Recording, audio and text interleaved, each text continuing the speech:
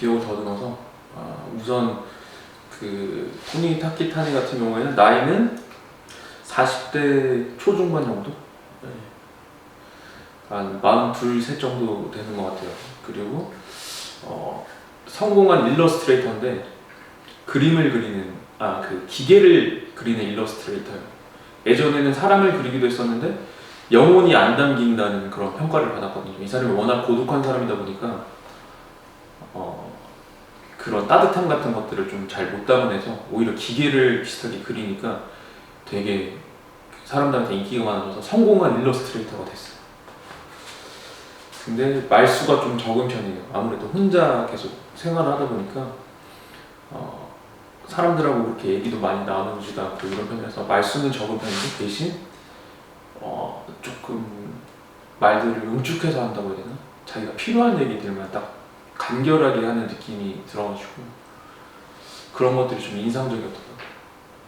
남들처럼 미사역을 많이 쓰지 않고 그 아내한테 처음 고백할 때도 나는 당신 좋아해, 만나고 싶어, 그냥 이렇게 아주 간단하게만 얘기를 하거든요. 심지어 부인이 그 만나고 있는 사람이 있었음에도 자기가 얘기를 할 때 훨씬 사실 복잡하게 말할 수 있을 텐데 엄청 간결하게 얘기를 하거든요. 그리고 좀 그 고독한 사람이라는 영화 전반적으로 내는 좀 채워지지 않는 고독함을 가진 사람, 그리고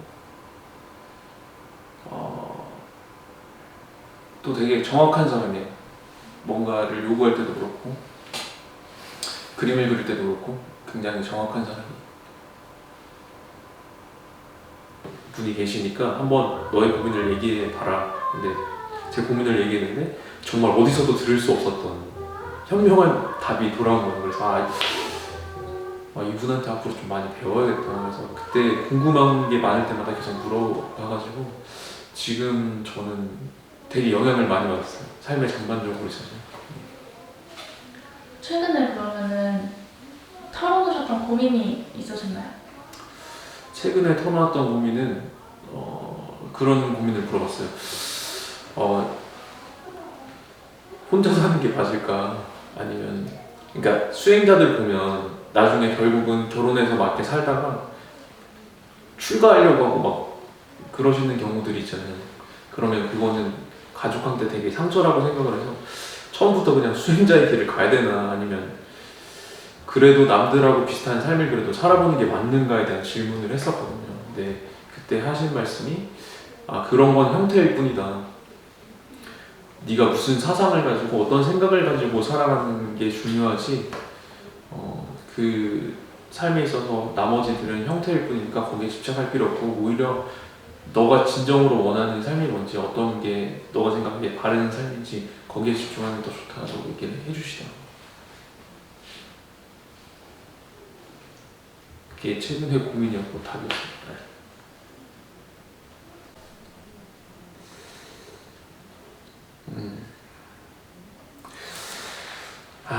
이게 내가 여기서 이런 얘기를 해야 되나?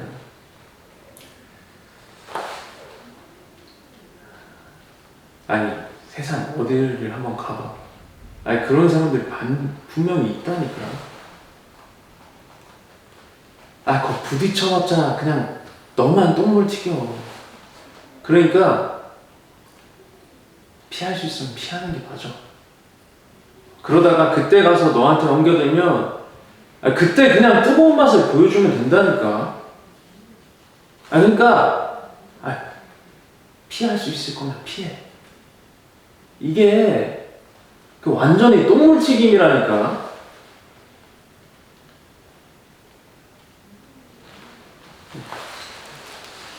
나와 잘 맞는 사람, 내 생각을 이해해주고 평생의 반려라고 할 수 있는 사람을 만나게 되는데 그게 하필 유부남이었다라는 거, 그리고 대학 교수였다라는 거, 그리고 나이가 굉장히 차이가 많이 났다라는 거. 그랬을 때는 두 가지 선택을 해야 되는데 이걸 이기고 그렇게 갈 건지, 이 사람을 유지를 할 건지, 아니면은 그 비난과 그런 거를 타협을 하고 내가 결국에는 다른 사람을 만날 건지였는데 저는 오키가 그 이후에도 힘들었다고 생각이 들어요. 왜냐면은 친구 그 GV 시사회에서 친구가 와서 잘못된 오해로 감독한테 물어보잖아요. 그때 그 친구가 힘들어하고 있는 거 알고 있냐고. 아직까지도. 그랬을 때는 참 이상적으로 생각을 하고 있는 그 사랑이라는 게 굉장히 좀 유대관계가 중요하구나. 얼만큼 더 깊어야 될까? 가족의 사랑보다 조금 더 뛰어넘는 그런 거다 보니까 그런 생각을 좀 많이 했던 것 같아요. 이 친구에 대해서. 이 오빠 같은 경우에는요, 저의 연기 인생의 이제 전반적인 모든 삶을 같이 해온 그런 오빠예요. 그러니까 제가 23살 때 연기를 시작했는데 그때 이 오빠가 함께 연기를 했던 오빠였었고, 제가 항상 연기의 끈을 놓치려고 할 때쯤에 잡아줬던, 그리고 배움에 있어서 함께 계속 원동력이 되고 있는 그런 오빠인데 굉장히 예민해요.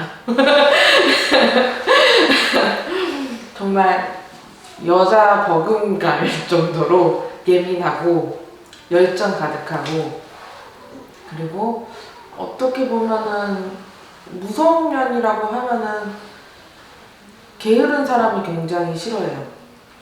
그래서 단칼에 약간 마음에 안 맞는 사람 단칼에 내쳐지는 그런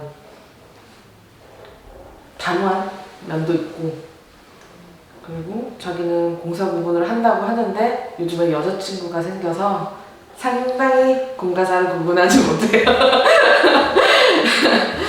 그리고 굉장히 좀 유머러스해요.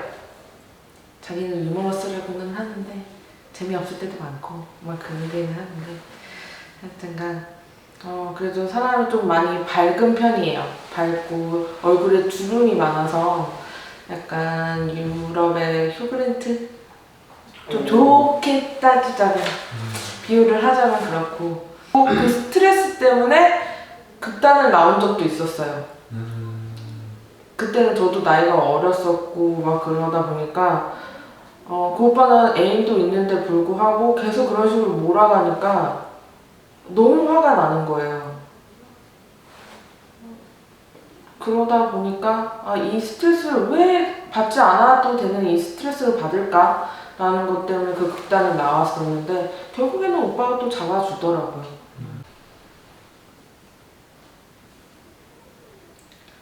단 한 가지 조건이 있어요. 남편이 죽은 지 얼마 안 됐어요. 근데 집에 남편이 입던 옷들이 많이 남아있어요. 물론 거의 입지 않은 옷들인데 여기서 일하는 동안에 그걸 좀 유니폼처럼 입어줬으면 좋겠어요.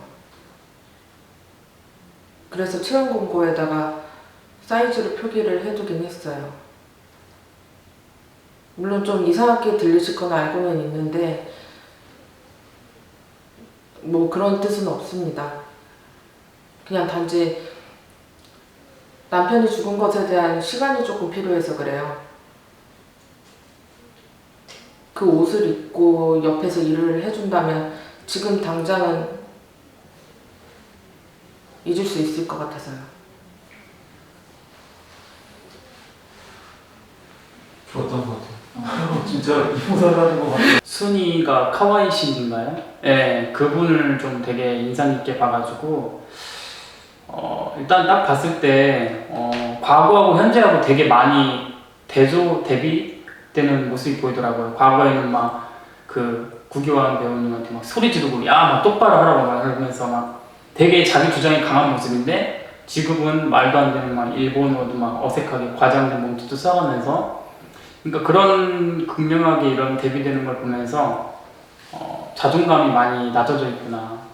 왜냐면 지금까지 자기가 해온 이런 작품이나 그런 것들이 이런 세상에서 이렇게 거부되니까 자신을 좀 잃어가는 과정이 아닌가라는 좀 생각을 했어요. 그래서 자존감도 낮아지고, 그리고 그 CD 건넬 때도 저 그 작품 그 장면 인상 깊게 봤거든요. 그 자신 있게 딱 못 내고 끝까지 막 잡고 있는, 그런 걸 보면서 자존감도 많이 낮아져 있고 그래도 마지막 그 희망을 본 거는 마지막 대사에서 이 영화로 나를 판단하지 말라고 그 억지스러운 일본어 그 떠있는 그게 아니라 진짜 자기 목소리가 나오더라고요. 그러면서 아직도 그걸 놓지 않고 있구나, 자신의 이런 철학을. 그래서 어떤 계기가 주어진다면은 또 다시 이렇게 열정을 품고 나갈 수 있지 않을까라고 분석을 해봤습니다.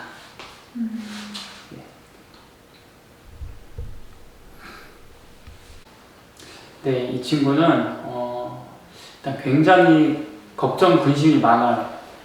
그래가지고 이런 뭐 연애의 참견이나 그런 프로그램을 보면은 항상 걱정이 생기는 거예요. 뭐 내 남자친구 바람 피면 어떡하지?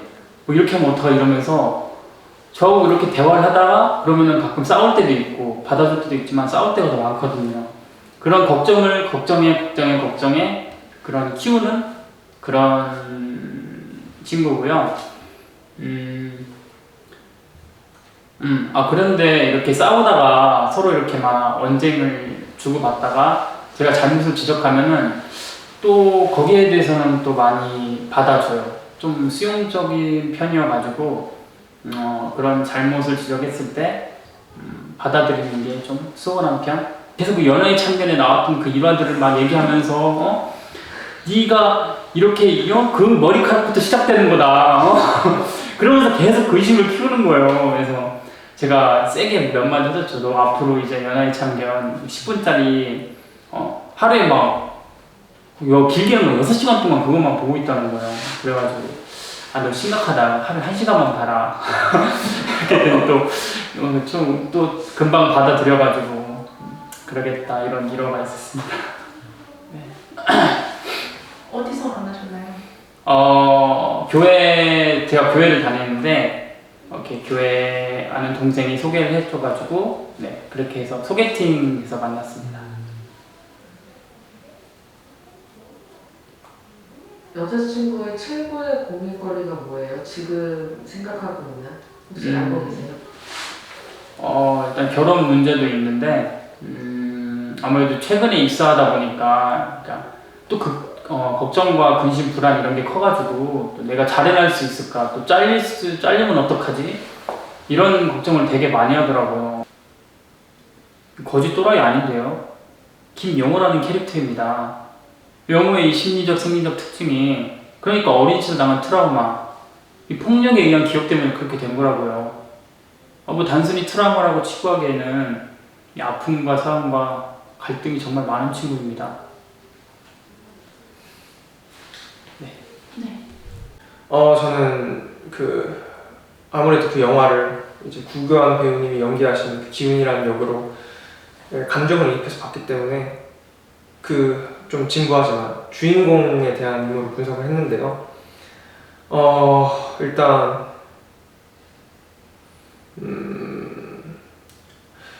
DVD를 이제 찾으러 가는 과정에서 자신과 한때 작업을 함께한 그런 수많은 동료들을 이제 만나면서 자신이 기억하고 있는 그들과 또 실제 지금의 그들과 대부분이 이제 어떤 개인적인 사정에 의해서 다 영화를 관두거나 아니면 잠시 내려놓거나 한 분들이었는데, 그분들을 보면서 처음에는 그분들을 보면서 구교환도 이 일에 대한 확신은 없구나 라는 생각을 했었습니다. 왜냐면은 사실 그 사람들이 그 일들을 포기했듯 구교환들도 불안했을 거란 말이죠. 불안했을 거고, 또 내가 가고 있는 이 길이 맞나? 라는 생각도 했을 거고, 그래서 오히려 이렇게 노력을 했는데 아직까지 내가 어떠한 빛을 못 보지 못하는 것은 내가 굉장히 시대착오적이 아닌가? 라는 생각이 들 수도 있고요. 실제로 저는 그랬으니까 그래서 감정이입한 거기도 하고. 이분은 지금 50대시고요. 50대시고 학창 시절은 김해에서 보내셨고, 취직할 때 서울로 올라오셔서 거기서 이제 사내 커플로 남편 만나셔서 결혼을 26에 하셨고요.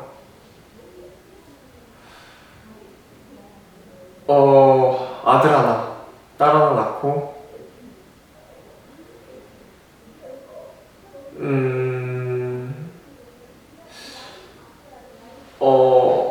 남편이 조금 마마보이여서 고부 갈등을 좀 겪은 걸로 알고 있습니다. 그 고부 갈등을 좀 겪어서 그걸로 인해서 스트레스도 많이 받고,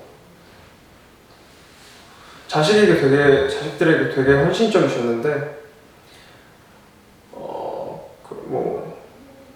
고부 갈등 뭐 이런 걸로 인한 스트레스에 의해서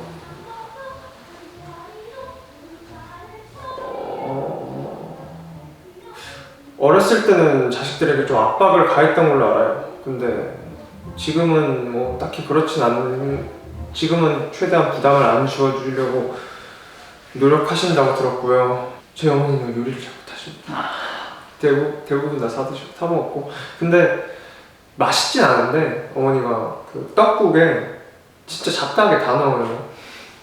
굴도 넣으시고 고기도 넣으시고 새우도 넣으시고, 그거 되게 맛있게 먹었던 것 같습니다. 그럼 동생과 어머니의 관계는 어떠신가요? 오히려 그 동생이 여동생이거든요. 저는 남자니까 저는 별로 터치 안 하셨는데, 동생도 이제 나이가 20대 후반을 향해 달려가고 있는데, 동생은 여자다 보니까 조금 아직부터 좀 각별하신 것 같아요.